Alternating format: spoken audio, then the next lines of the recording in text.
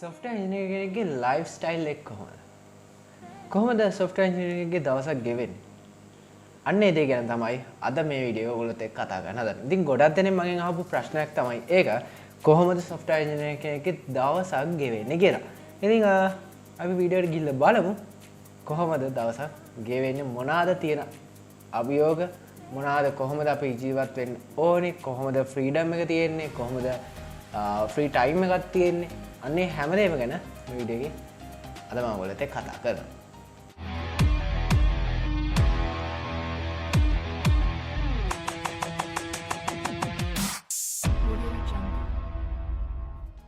Welcome to Infab. ඉතින් ඔයාලා අදත් මේක දෙන Infab YouTube channel එකේ තවත් එක් වීඩියෝ එකක් එක්ක. ඉතින් මේ වීඩියෝ එක මම අද ඔයගොල්ලොත් එක්ක කතා කරන්න හදන්නේ software engineer කෙනෙක්ගේ life එක කොහොමද කියලා. ඉතින් එදිනදා ජීවිතය කොහොමද software engineer කෙනෙක් ගත කරන්නේ. ඉතින් මෙහෙම කිව්වොත් හරි. අතේ ඇඟිලි පහ පස්සේ තියන්නේ. ඒ වගේ තමයි software engineersලා පස් දෙනෙක් ගත්තත් ඒ එක් software engineer කෙනෙක්ගේ ජීවිතය වෙනස්. දැන් මට තියෙන ජීවිතය නෙමෙයි තව කෙනෙක්ට තියෙන. තව කෙනෙක්ට තියෙන ජීවිතය නෙමෙයි තවත් කෙනෙක්ට තියෙන. ඉතින් අන්න ඒ හින්දා අපිට පොදුවේ ගන්න පුළුවන් software engineer ගේ life එක කොහොමද කියලා නැතුව මගේ life එක ඔයාලට match වෙන්නේ නැති වෙන්න පුළුවන්. මං life එක ගත කරන විදිය නෙමෙයි ඔයාලට මම stress අරගෙන life එක ගත කරනවා නම් ඔයාලා ඊට වඩා සැහැල්ලුවෙන් ගත කරන්න ඉඩ තියෙන software engineer උනාට පස්සේ. ඒක depend. හරිද? අනිත් එක තමයි software engineer වෙන එකේ ඉඳන් software engineer වෙන්න නම් ඔයගොල්ලෝ O level කරලා හැම අකුරම මම වීඩියෝස් කරලා ඇති. ඔයගලන්ට බලන්න පුළුවන් කොහොමද software engineer වෙන්නේ, මොනවද යන්න ඕනේ universities. ඊට පස්සේ ගත්තොත් ඒ software engineerට තියෙන ඕන දේවල් tips ඒවා tips විදියට මම කියලා දීලා තියෙනවා. ඊට පස්සේ තව ගත්තොත් software engineer කෙනෙක් උනාට පස්සේ ඔයාලට යන්න පුළුවන් job paths ඒ හැමදේම කියලා දීලා තියෙනවා. ඉතින් අද මගෙන් දෙතුන් දෙනෙක් ඇහුවා කොහොමද software engineer ගේ life එක තියෙන්නේ කියලා. ඉතින් ඒ හින්දා තමයි මම අද මේ වීඩියෝ එක ඔයගොල්ලොත් එක්ක කතා කරන්න හදන්නේ. ඔක්කොම කලින් ඔයගොල්ලෝ මගේ Infab YouTube channel එක subscribe කරලා නැත්නම් ආදම subscribe කරන්න. ඒ වගේම තමයි එහා පැත්තේ තියෙන bell icon එක click කරන්න අමතක කරන්න එපා. එතකොට තමයි ඔයගොල්ලන්ට මම දාන වීඩියෝස් ඉක්මනටම ඔයගොල්ලෝ ගාවට ගෙන්න ගන්න පුළුවන් වෙන්නේ. right. software engineer ගේ life එක මම කිව්වා පස් දෙනෙක් ගත්තොත් පස් විදියට. ඒක depend වෙනවා ඔයගොල්ලෝ වැඩ කරන company එක අනුව. ඔයගොල්ලෝ වැඩ කරන company එච්චරම stress නැත්තම් ඔයගොල්ලන්ට වැඩක් කරගන්න අනිත් වැඩත් කරගන්න හැකියාවක් තියෙනවා නම් ඒකත් එක්ක අන්න එතනදී ඔයගොල්ලෝ තෝරගෙන තියෙන හරි company එක. එහෙම නැත්නම් සමහර companies තියෙනවා ඔයගොල්ලන්ට stress කරනවා, ඔයගොල්ලන් push කරනවා මේ වැඩේ කරන්න මේ වෙනකන් ඉන්න එහෙම කියලා ඔයගොල්ලන්ට push කරනවා. අන්න එහෙම වුණොත් ඔයාලට ඔයාලගේ ජීවිතේම එපා වෙන්නත් ඉඩ තියෙනවා. මොකද කොච්චර කරත් ඔච්චරමයි මම උදේ ඉඳන් හවස වෙනකන් නැහෙනවා, රෑ වෙනකන් නැහෙනවා, ඒත් ඔච්චරමයි කියලා ඔයාලගේ ජීවිතේ බෝරින් වෙන්න පුළුවන්. ඉතින් එහෙම කරගන්න නැතුව ඔයගොල්ලන්ට පුළුවන් ඔයාලගේ ලයිෆ් එක එන්ජොයි කරන ගමන් ඔයාලගේ ජොබ් එක උනත් කරගන්න. ඉතින් මෙහෙමයි ඔයගොල්ලෝ ජොබ් එකක් තෝරගනිද්දී ඔතනදී දෙවිදියක් තියෙනවා. එකක් තමයි IT field එක ගිහුවාම ඕන වෙලාවක ඔයගොල්ලෝ දන්නවා work from home ඉඳන් කරන්න පුළුවන්. ඉතින් ඒක පැත්තක් තමයි work from home තියෙන IT company.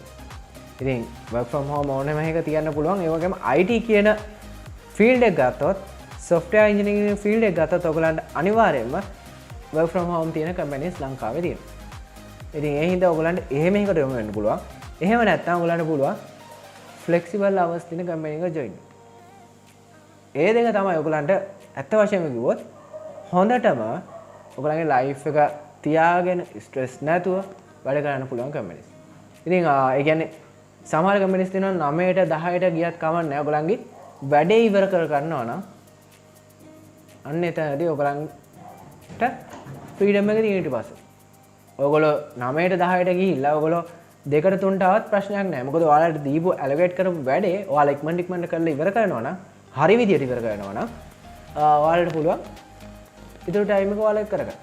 එහෙම නැතු සමහර companies තියෙනවා එක්ක 9 වෙද්දිම ඉන්න ඕනේ, ඊට පස්සේ 6 7 8 රෑ 9 10 වෙනකන් ඉන්න ඕනේ. එහෙම companies එකක් තියෙනවා. ඒතකොට ඉතින් ඔයාලට මුළු ජීවිත කාලෙම company වෙනුවෙන්ම ඉන්න වෙනවා. එහෙම වුණොත් මොකද වෙන්නේ? ඔයාලගේ life එක ඔයාලට ගෙවන්න ඊට පස්සේ ඔයාලට වෙන වැඩක් කරගන්න, ඔයාලට වෙන වැඩකට අත ගහන්න හරි එහෙම නැත්නම් ඔයාලගේ අම්මලා තාත්තලා එක්ක ඉන්න එහෙම නැත්නම් ඔයාලගේ ෆැමිලි එකත් එක්ක ඉන්න එහෙම නැත්නම් කොහේ හරි යන්න යාළුවෝ එක්ක ඉන්න ඔයාලට ටයිම් එකක් නැති වෙනවා.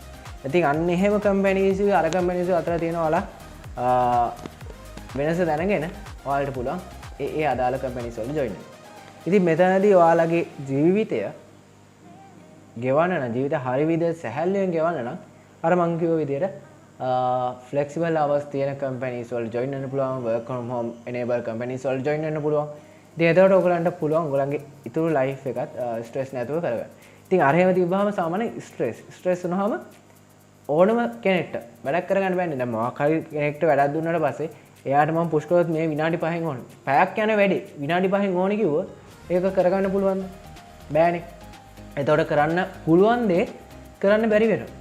ඉතින් කෙනෙක්ට දෙන්න පුළුවන් කැපැසිටි එකත් තෝරුම් අරගෙන ඒ කෙනෙක්ට ඒ කැපැසිටි ඇලොකේට් කරනවා නම් ඒ අදාළ කැපැසිටි එකට අදාළ වැඩ ටික ඇලොකේට් කරනවා නම් ඉතින් එතනදී ඔයගලන්ට ස්ට්‍රෙස් ගන්න කිසිම දෙයක් නැහැ. ඔයගලන්ගේ ලයිෆ් එක ෆ්‍රීඩම් එකේ ගෙවන්න පුළුවන්. ඉතින් අන්න එහෙම ස්ට්‍රෙස් එහෙම වැඩ ටිකක් දුන්නත් ඔයාලා ස්ට්‍රෙස් වෙනවා නම් අන්න එතන ඔයාලගේ වැරද්ද. මොකද්ද? ඔයාලා දන්නේ නැහැ ටයිම් මැනේජ්මන්ට් කරන්න. ඉතින් ටයිම් මැනේජ් කරාට පස්සේ ඔයගලන්ට පුළුවන් අදාළ දීපු වැඩේ අදාළ වෙලාවටම ඉවර කරලා ඩිලිවර් කරලා දාන්න. එහෙම නැතුව එකම වැඩේ පොඩි වැඩේ ඔයගොල්ලෝ පැය ගණන් පැය 2 3 4 5 අදිනවා නම් එතනදී ඔයාලා ස්ට්‍රෙස් වෙන්න ඕනේ තමයි. ඉතින් ඒක ඩිපෙන්ඩ් වෙන්නේත් ඔයා මත.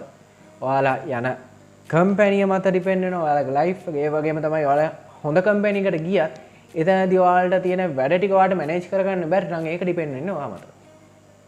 ඉතින් අන්නේ හින්දා ඔයාලට software engineer වෙනවා කියන්නේ ලොකු වගකීමක්. ඉතින් වගකීම ඔයගොල්ලෝ දරන්න පුරුදු වෙන්න ඕනේ. මොකක් හරි පොඩි කෝඩ් එකක පොඩි දෙයක් වැරදුනොත් සම්පූර්ණ කෝඩ් එකම එහෙම නැත්නම් සම්පූර්ණ ප්‍රොඩක්ට් එකම වැඩ කරන්නේ නැති වෙන්න පුළුවන්. ඉතින් අන්නේ හින්දා හොඳ වගකීමෙන් කරන්න පුළුවන් නම් වැඩක්. එතකොට ඔයගලන්ට ෆ්‍රී එකේ ඔයගලන්ගේ ලයිෆ් එක ගෙවන්න පුළුවන්.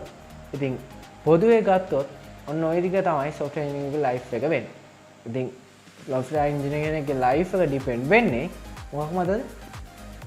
ටයිම් එක මත සහ ඒ කියන්නේ ටයිම් මැනේජ්මන්ට් එක මත සහ ඔයාලා වර්ක් කරන කම්පැනි මත. ඉතින් ඔයගොල්ලෝ software engineering ඩිග්‍රී එක ගන්නතා වෙන්න පුළුවන්. ඉතින් ගත්තට ඔයාලට මම කලින් වීඩියෝ එකේ මගේ කලින් වීඩියෝ වල බලන්න ඒකේ දාලා තියෙනවා software engineering ඩිග්‍රී ගත්තට ඔයගොල්ලන්ට software engineer එහෙම නැත්තම් developer කියන පාත් එකේම ඔයගොල්ලෝ යන්න ඕනේ නැහැ. තව පාත්ස් තියෙනවා ඒකේ. business analyst වෙන්න පුළුවන්. ඊට පස්සේ QA engineer වෙන්න පුළුවන්. UI UX engineer වෙන්න පුළුවන්.